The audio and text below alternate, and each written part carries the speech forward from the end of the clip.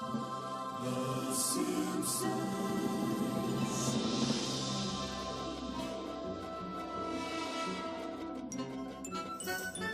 Need I even play more of the infamous introduction from the hit animated comedy The Simpsons? Running continuously since its premiere season in 1989, The Simpsons has remained reliable in its release and its ability to top charts for a range of categories that are too numerous to name.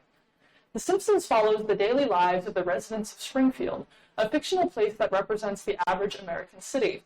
One such family, the Simpsons, primarily stars within the series, featuring Marge, a cooped-up stay-at-home mother, Homer, a ne'er-do-well breadwinner father, Bart, a troublemaking fourth grader, Lisa, a politically wise second grader, and Maggie, a sweet yet occasionally suspicious baby. Despite the surface-level stupidity of the town of Springfield, The Simpsons, like other animated comedies by Matt Groening, is rich with political satire and cultural references that reward the vigilant viewer. One such common theme in The Simpsons, so prevalent in fact that it drives the plot in the 2007 The Simpsons movie, is climate change and related environmental topics. As someone about to graduate with a degree in environmental studies and communication studies, I believe more analysis must be done on the environmental messaging in popular culture, especially in a show so ingrained in the American culture as The Simpsons. In her 2002 piece from Enviropop, Studies in Environmental Rhetoric and Popular Culture, Anne-Marie Todd describes how the visual rhetoric in The Simpsons title sequence summarizes the dark humor the show uses to present its environmental messages. As The Simpsons fades from the screen, the first image we see is the nuclear plant and the pile of tires that would become the iconic Springfield tire fire. Not only is this imagery disturbing, as Todd states, but it also exemplifies the constant environmental themes and commentary throughout the show's run. Although much more can be said about the environmental messaging in The Simpsons, today I will focus on a unique factor of the way in which The Simpsons presents environmentalism, the perspective of the environmental advocate. I argue that the characters in The Simpsons accurately reflect the psychological foibles of real-world climate deniers by portraying them as consistently berating the show's environmentalist, Lisa Simpson, even pushing her past her breaking point. To do this, I will describe recurring environmental topics throughout the show to situate The Simpsons' role as a prominent piece of environmental rhetoric. Then we will zoom into one particular episode to examine how Lisa Simpson, the environmental advocate for the show, is regarded by the other citizens of Springfield. To examine the representation of the environmentalist in The Simpsons, we will begin with an overview of environmental topics in the show. Although I didn't have time to account for every quick quip about the environment in the 34 years of The Simpsons family, there are several episodes whose plots rely on environmental crises in Springfield. Many of these episodes are reinforced by environmental journalist Sarah Peach in her 2023 article, What the Simpsons Taught 90s Kids About Climate Change. But the full article includes several I won't be able to mention here, so I recommend reading through it for other examples of the environmentalist themes in The Simpsons. We will start with the Springfield nuclear power plant. The nuclear plant is owned and hardly managed by penny-pinching millionaire Monty Burns, known for cutting corners and prioritizing employee and community safety when it comes to the daily operations of the plant. Not only does this result in risky handling of nuclear waste and materials due to Burns' cheapness, but the employment of series buffoons like Homer Simpson and his buddies Carl and Lenny only compounds the nuclear atrocities. Perhaps the most renowned environmental incident in The Simpsons happens at the hands of the nuclear power plant in one of the earliest episodes. In Season 2, Episode 4, 2 cars on every garage and 3 eyes on every fish, the safety failures of the nuclear plant are exposed to Springfield, as is the political corruptness of CEO Monty Burns. While Bart and Lisa fish in a pond near the nuclear plant, Bart catches the infamous 3-eyed fish Blinky. After a Springfield newspaper publishes Blinky, the nuclear power plant assumes suspicion and a safety examination. To avoid the $56 million fine from 342 violations, Mr. Burns, at Homer's suggestion, runs for governor hoping to overturn his financial penalties. Understanding his scheme, Marge serves the 3-eyed fish to Mr. Burns during a publicity stunt dinner at the Simpsons' home, forcing him to confront the environmental consequences of the plant in front of the press. He spits out the radioactive fish, killing his campaign. Not only does this episode reveal serious environmental risks for nuclear waste storage, but it also highlights the prevalence of wealthy political infiltration to skirt environmental regulations. My Nebraska colleagues might be familiar with similar enviropolitical implications through our current governor, Jim Pillen, and his nitrate-heavy hog operations, reported on by Flatwater Free Press writer Ian Chi-Shu. The article called out high nitrate levels not only at Pillen family farms, but also at other hog operations in the state. Yes, I am comparing Nebraska Governor Jim Pillen to Monty Burns from The Simpsons, but at least Monty Burns didn't win his gubernatorial election. All this to say that The Simpsons episode 2 Cars in Every Garage and 3 Eyes on Every Fish not only includes the ecological implications of environmental negligence, but also the very real political entanglements that are central to understanding the floundering of environmental protection. I'm not the first to identify the significance of this episode for its environmental representation. According to the IMDb awards page for The Simpsons, 2 Cars in Every Garage and 3 Eyes on Every Fish won the Environmental Media Association's award for television episodic comedy in 1991. Since then, 4 out of 5 other Simpsons episodes have won the award, a few of which I will briefly cover. Winning the same Environmental Media Award, EMA, in 1997, in Old Man and the Lisa, we again follow Mr. Burns as Lisa helps reinstate Mr. Burns' wealth through opening a recycling plant. Instead of converting used materials to new ones, Mr. Burns recycles plastic soda holders into nets to catch fish and create a general-purpose fish flurry. As we learn in Season 7, Episode 5, Lisa the Vegetarian, which also won an EMA, Lisa abstains from eating meat for moral reasons, with encouragement from Apu, the local corner store owner, and Paul and Linda McCartney. As such, Lisa appalls Mr. Burns' new franchise and refuses to take her cut from the fish flurry proceeds. Other environmental episodes also concern cultivating compassion for animals, like Season 5, Episode 17, Bart Gets an Elephant, Season 15, Episode 5, The Fat and the Furriest, and Season 17, Episode 1, The Bonfire of the Manatees. Another recurring environmental theme throughout The Simpsons is oil drilling. In the infamous Season 6 finale, Who Shot Mr. Burns? After striking oil below Springfield Elementary School, Principal Skinner and Superintendent Chalmers intend to sell the oil to improve the school. After the rig is built, the town discovers that Mr. Burns has already slant-drilled the oil, angering nearly everyone in Springfield. A more recent episode in Season 26, Opposites of Frack, again concerns the oil greed of Monty Burns as he fracks underneath Springfield. As the town undergoes unrelenting earthquakes and tainted water, Homer alights the fracking wastewater and burns the fracking plant down.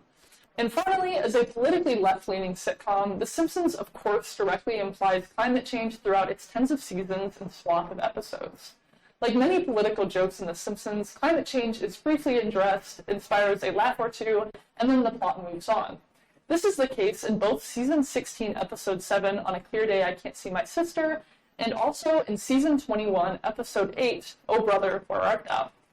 Although there are many components to the devastation of climate change, these episodes only cover the classic tenets of climate change, melting glaciers and the, quote, why is it snowing if it's called global warming bit.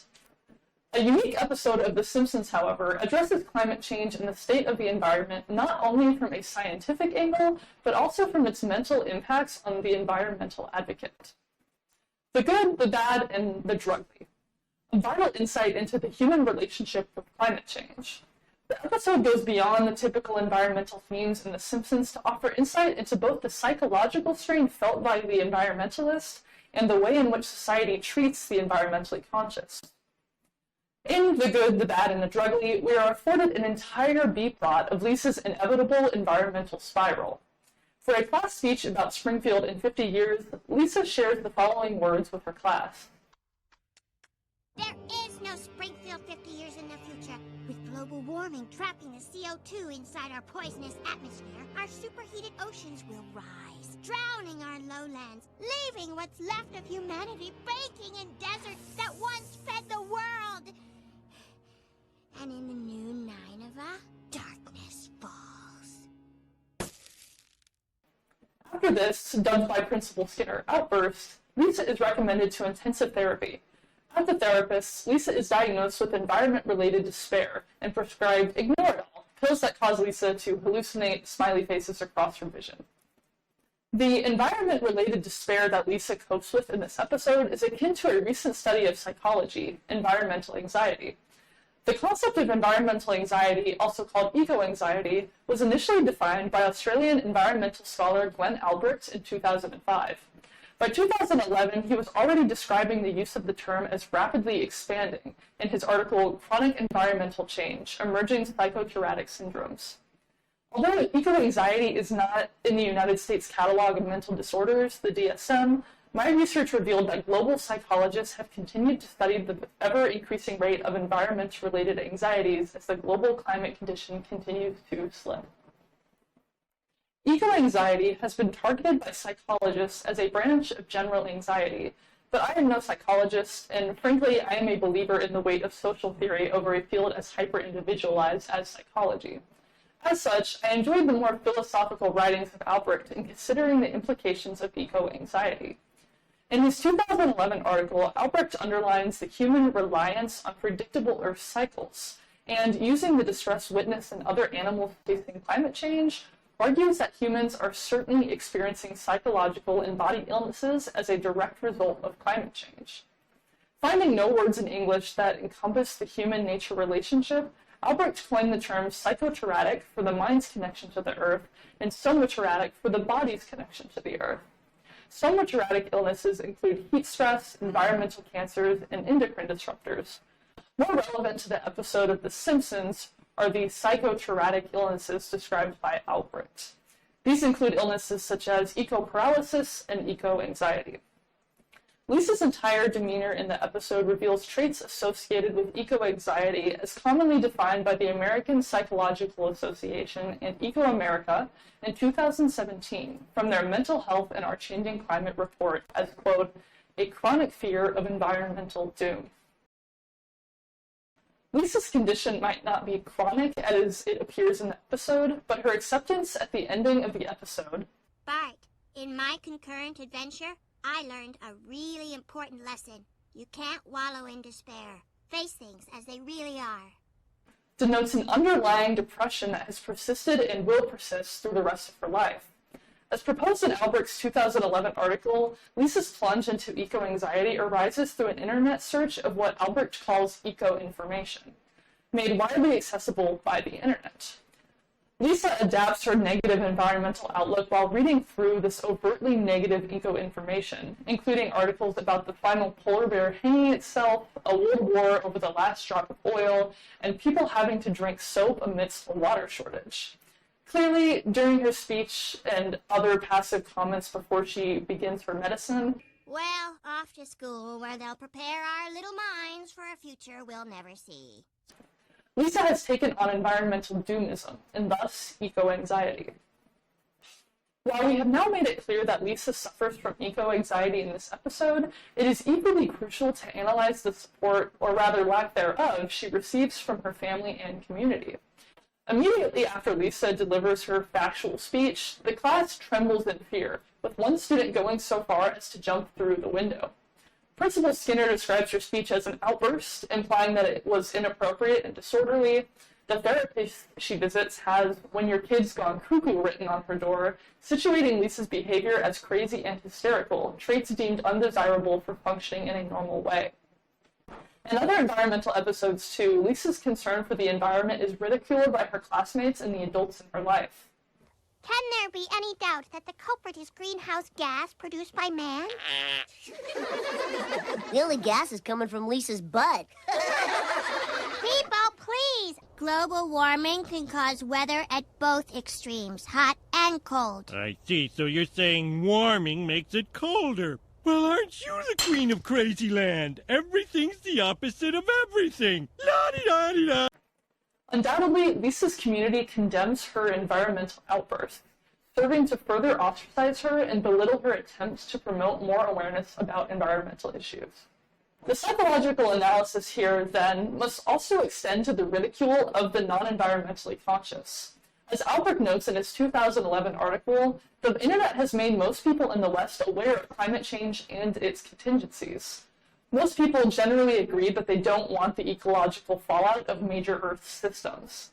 And yet, when faced with eco-information, the average person, as represented by the citizens of Springfield, does not identify as an environmental activist like Lisa Simpson.